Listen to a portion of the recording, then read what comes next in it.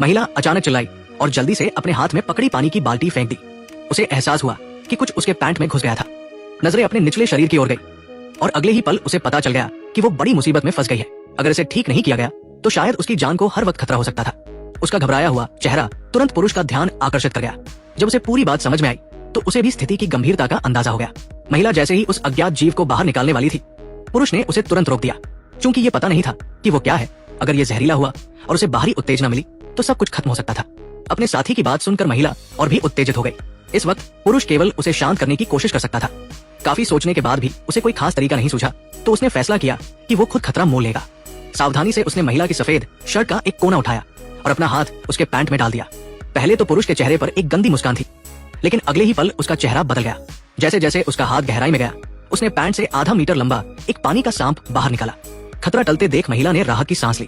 उसे आखिरकार समझ आया कि इस निर्जन द्वीप पर अकेले इतने हादसों का सामना करते हुए वो जिंदा नहीं रह सकती।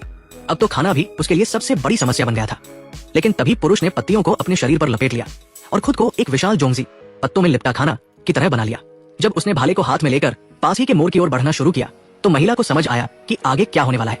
दया के चलते उसने रोकना चाहा, लेकिन उसका भूखा शरीर उसे ऐसा करने से रोक गया। रात तक जब खाना उसके मुंह में गया तो वो मोर के मांस से पूरी तरह मोहित हो गई। भले ही ये देखने में अच्छा न लगे, लेकिन खाने में जरा भी चिकनाहट नहीं थी। एक काट लेने पर भी मुंह में सुगंध रह गई, जिससे मन को शांति और ताजगी मिली। एक पल में महिला की बची खुची दया भी दिमाग से निकल गई। पुरुष की मदद से अब उसे ऐसा नहीं लग रहा था कि वो किसी निर्जन द्वीप पर फंसी है, बल्कि ऐसा लग रहा था जैसे वो छुट्टियां मनाने आई हो। लेकिन ये खुशी ज्यादा दिन नहीं चली। एक हादसे ने दोनों के रिश्ते को फिर से तनावपूर्ण बना दिया। अगली सुबह जब वो जागी तो उसने आसमान में एक यात्री विमान उड़ते देखा। विमान को देखते ही उसे लगा कि अब वो इस मुसीबत से छुटकारा पा सकती है। वो जल्दी से पुरुष के पास गई, लेकिन नशे में धुत पुरुष को जगाना आसान नहीं था। फिर महिला ने एक साहसिक फैसला लिया। अब सबके फोन की बैटरी कितनी है कमेंट में बताएं। एक ही बैटरी प्रतिशत वाले दोस्त बन सकते हैं। उसने अपने साथी की शर्ट का एक कोना उठाया और उसके पैंट में टंकी हुई लाल सिग्नल गन निकाल ली। जैसे ही वो उठकर आसमान की ओर निशाना लगाने वाली थी, पुरुष ने करवट ली और उसे जमीन पर गिरा दिया।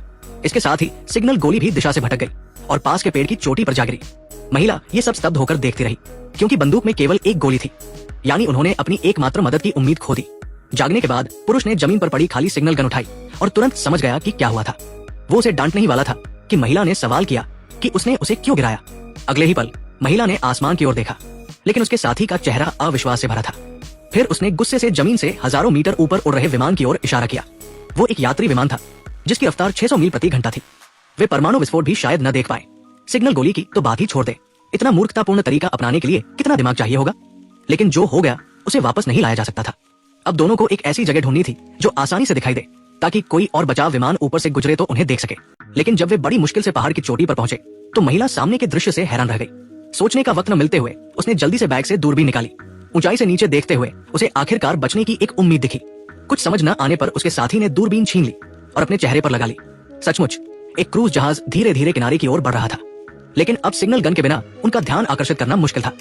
अब एकमात्र रास्ता था कि वे पहाड़ से नीचे उतरकर मदद मांगे, लेकिन ऊपर नीचे आने जाने में बहुत वक्त बर्बाद हो गया। इसलिए दोनों ने रबर की नाव लेकर उस क्रूज जहाज का पीछा करने का फैसला किया जो जाने वाला था। जैसे ही वे मुक्ति की खुशी में डूबे थे, उन्हें अचानक पता चला कि कुछ खूंखार समुद्री डाकुओं ने जहाज पर कब्जा कर लिया था। पुरुष ये देखकर डर से स्तब्ध रह गया और जोर जोर से चिल्ला रही महिला को चुप कराने की कोशिश की। वे तेजी से वहां से भागे, लेकिन उनकी चीख ने समुद्री डाकुओं का ध्यान खींच लिया। वे बिना कुछ कहे मोटरबोट से उनका पीछा करने लगे। पुरुष ने जान की बाजी लगाकर नाव खेना शुरू किया, लेकिन आधुनिक तकनीक के सामने वो हार गया। पीछे से आए समुद्री डाकुओं ने बंदूक तानकर उन पर गोलियां चलानी शुरू कर दी। मजबूरी में भीड़ के सामने कमजोर पड़ते हुए उन्हें अपनी रबर की नाव छोड़नी पड़ी और पूरी ताकत लगाकर तैरकर किनारे की ओर बढ़े। किनारे पर पहुंचने के बाद इलाके की जानकारी का फायदा उठाकर वे आखिरकार समुद्री डाकुओं से बच निकले, लेकिन इस वजह से वे जंगल के गहरे हिस्से में भटक गए। हालांकि किस्मत से उन्हें वहां द्वितीय विश्व युद्ध के समय का एक दुर्घटनाग्रस्त लड़ाकू विमान मिला। उसे देखते ही पुरुष के दिमाग में एक शानदार योजना आई, जिससे न सिर्फ वे समुद्री डाकुओं से छुटकारा पा सकते थे, बल्कि बिना ज्यादा मेहनत के इस द्वीप से भी निकल सकते थे। दोनों ने मिलकर विमान के फ्लोट्स को हटाया और समुद्री डाकुओं से छिपते हुए उन्हें किनारे तक ले गए। अब अगर वे इन चीजों को पैरों से टूटे हुए विमान पर लगा देते तो आसानी से बच निकल सकते थे। पुरुष एक बड़ी लकड़ी उठाकर लाया और फिर दो लगभग एक जैसे पेड़ के तनों को रस्सी से बांध दिया। फिर उन्हें क्रॉस करके खड़ा किया और विमान के पंखों के दोनों तरफ मजबूती से बांध दिया। उसके साथी ने रस्सी का एक सिरा पंख के किनारे पर बांधा, जबकि दूसरी ओर का पुरुष असेंबल किए गए टेंशनर को धीरे धीरे कसने लगा। जैसे जैसे वो जोर लगाता गया, टेढ़ा विमान धीरे धीरे अपनी मूल स्थिति में आने लगा। ये देखकर उत्साहित महिला ने भी अपनी थोड़ी सी ताकत लगाकर उसे सीधा करने और स्थिर करने में मदद की। इसके बाद दोनों ने अगला कदम उठाया। ढेर सारे बांस के टुकड़े इकट्ठा करने के बाद पुरुष ने पहियों के दोनों तरफ 5 मीटर लंबा एक बड़ा गड्ढा खोदा। फिर दोनों ने मिलकर एक लोहे के खोखले फ्लोट को उस गड्ढे में डाला। इसके बाद जल्दी से विमान को बांधने वाली रस्सी खोल दी और तब लैंडिंग गियर ठीक उस फ्लोट पर आकर टिक गया। फिर पुरुष ने केबिन के दरवाजे के दोनों तरफ एक एक छेद बनाया और पहले से तैयार बांस के टुकड़ों को उसमें से गुजार दिया। इस तरह दुर्घटनाग्रस्त विमान ने दोनों की मेहनत से अपनी पुरानी शान वापस पा ली और इसके साथ ही समुद्र पर फिसलने की क्षमता भी हासिल कर ली। जैसे ही वे विमान को स्थिर करने वाली चीजों को हटाने की तैयारी कर रहे थे, अचानक आसमान से एक अजीब आवाज आई। इससे पहले कि वे कुछ समझ पाते, एक गोला विमान के पीछे आ गिरा। पुरुष इस अचानक हुए हमले से घबरा गया। ध्यान से देखने पर पता चला कि पास ही कुछ खूंखार समुद्री डाकू मौजूद थे। इस संकट के पल में दोनों ने जल्दी से पेड़ के तनों को विमान से हटाया, लेकिन तभी पहली बार की निशानेबाजी के बाद समुद्री डाकुओं के गोले अब किनारे पर खड़े दोनों को निशाना बना रहे थे। करने का मौका न मिलने पर पुरुष को विस्फोट की ताकत ने पास खड़े साथी को प्रभावित कर दिया। वो जल्दी से उसकी हालत देखने गया, लेकिन जो उसने देखा उससे उसकी सांसें थम गई। पुरुष के सीने पर खून से लथपथ एक गहरा घाव था। इस गंभीर स्थिति में महिला ने बिना हिचकिचाहट के उसे उठाने की पूरी कोशिश की। इस वक्त समुद्री डाकू उनके और करीब आते जा रहे थे। शायद कुछ ही मिनटों में वे किनारे पर पहुंच जाते। अभी थोड़ी सी चेतना बाकी पुरुष को भी अपनी हालत का अंदाजा था। उसने शरीर के दर्द को सहते हुए खुद को मुख्य पायलट की सीट पर पहुंचाया। सब कुछ तैयार करने के बाद उसने दृढ़ता से इंजन शुरू किया। उसे नहीं पता था कि विमान ठीक से चलेगा या नहीं, लेकिन कोई और रास्ता न होने के कारण उसे ये जोखिम लेना पड़ा। सौभाग्य से आखिरी सेकंड में पुरुष ने विमान को फिसलाना शुरू कर दिया।